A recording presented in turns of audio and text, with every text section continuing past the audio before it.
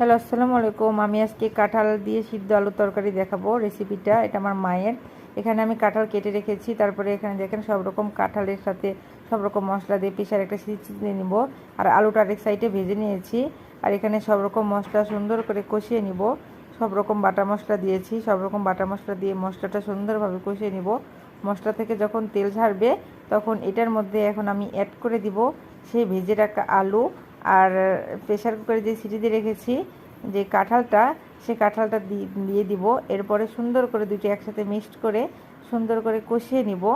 দেখেন অনেক সুন্দর করে কষাতে হবে, দুইটা যাতে সুন্দরভাবে মিক্সড হয়ে যায়। এরপরে কষানো হয়ে গেলে এটার সাথে আমি ঝোল অ্যাড করে দিব, আর সাথে কিছু মাছও অ্যাড করে দিব। আর দেখেন ঝোলটা যখন সুন্দর করে ফুটে চলে আসবে তখন কালারটা কত সুন্দর আসছে, তাই না?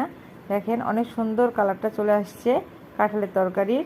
আর ঝোলটা যখন এরকমভাবে ফুটে আসবে তখন এটার উপর আমি হালকা করে একটু জিরে গুঁড়া দিয়ে দিব, ভাজা মশলা অ্যাড করে দিব। আর এটা হইতেছে আমার ফাইনাল লুক। কেমন হয়েছে অবশ্যই জানাবেন।